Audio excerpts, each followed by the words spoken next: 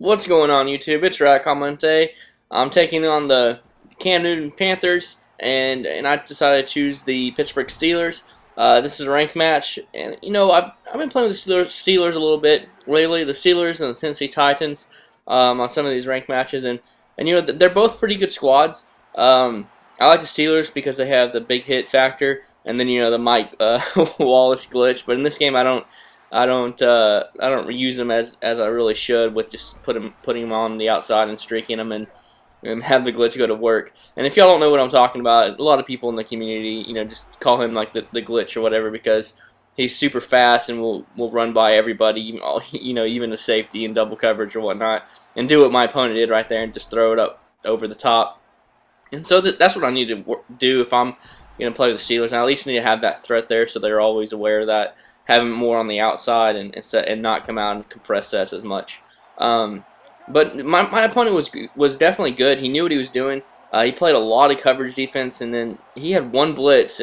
But every time he blitzed, I knew he was blitzing because he would pinch his linebackers or whatnot, and blitz the two.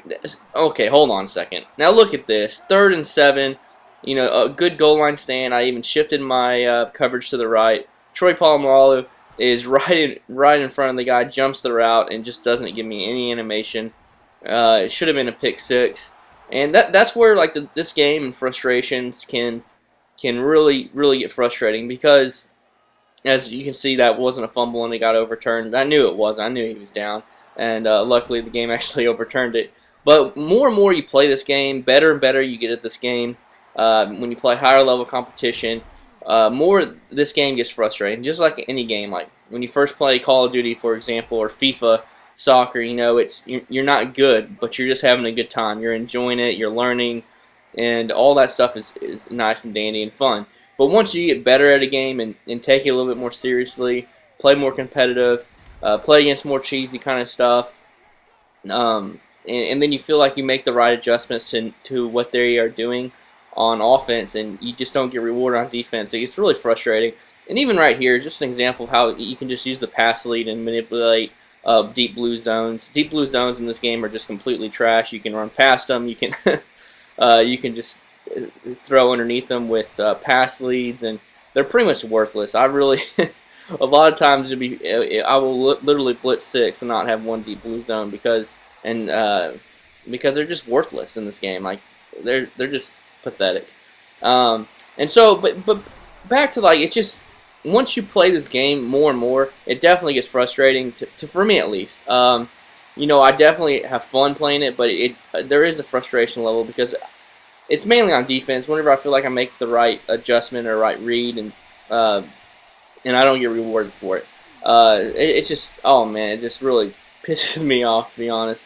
And so let's get back to the gameplay. And what this guy does on defense, he sends one blitz, and everything else is coverage defense. It'll only blitz 2 people, and the reason why it doesn't work too good for him, and is because it's right here. I had the guy in the purple zone, and he's throwing a curl route. Like that should have been picked off, but he's just killing me on these drag routes, by the way. But the reason why his defense isn't really working too effectively, as long as I'm patient, I know if he's going to cover his defense for blitzing. So I just have to make the right reads. I don't need to make sure I don't block extra people and everything.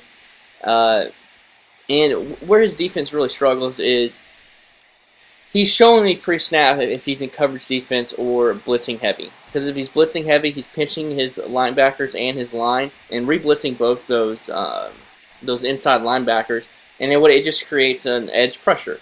In previous Maddens, this has been a tactic, and a lot of people like to do this. And the reason why it's not too effective in his scheme is because he doesn't also mix in like a max coverage look with it.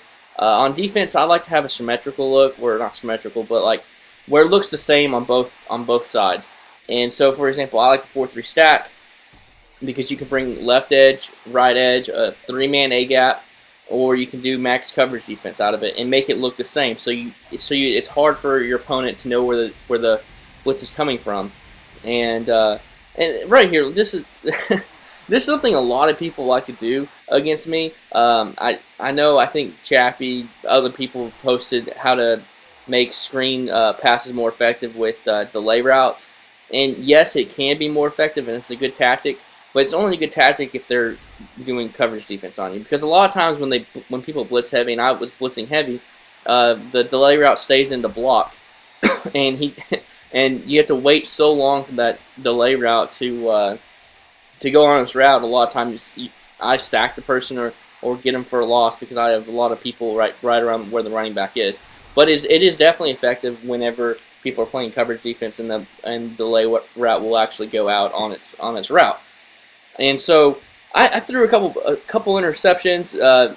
Just got frustrated. Complete coverage defense. Once again, you see just two-man blitz right here, but luckily I go down 10, and luckily I was able to get the onside kick. I did that to start the second half, just to see what can happen. I didn't want him to waste the whole third quarter and run clock on me. So, I think it's a risk reward that paid off for me, especially that I was able to get the onside kick, get me back in the game.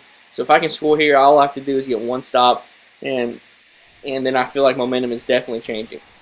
And as you see right here, he had a pass interference, and then just able to get in and going for two right here. And he tried to go up to the line of scrimmage and bump my tight end. I knew he was doing that because he's done it previously. And so I kind of quick typed him a little bit. He was out of position, and an easy 2-point conversion. So now I'm only down 2 points, and TP, Troy Polamalu, comes up big. I have him in my purple zone. I kind of shade him, move him to the inside a little bit so he can jump that route that I just predicted was going to go there. And it's nice to be finally rewarded with something. And right here, I thought he was actually going to do just coverage defense since I passed it on him last couple times I've ran that play. So I decided to test my luck with the run. Didn't pay off, so I guessed wrong right there. Got a nice sack, got him at 3rd and 21, and he tries to hit me with a Madden 12 curl route. And see, this is where I previously in the year I've always blitzed 6, sometimes even 7 to get there when it's 3rd and 4th and 20 or longer. But as the year has gone on, I've noticed more people will literally block 8 people and put 2 people on smart routed out routes, and maybe even just block 7, put 2 people on smart out routes, and then just a streak down the middle. And once you blitz 7, or 6, I very rarely blitz 7, but when you blitz 6 people and they block all those players, if they have enough time, those out routes just get wide open. But it looks like this kid's had enough. Momentum wasn't turning his way, and as an Arkansas fan, he decided to quit out. So I hope you all enjoyed this.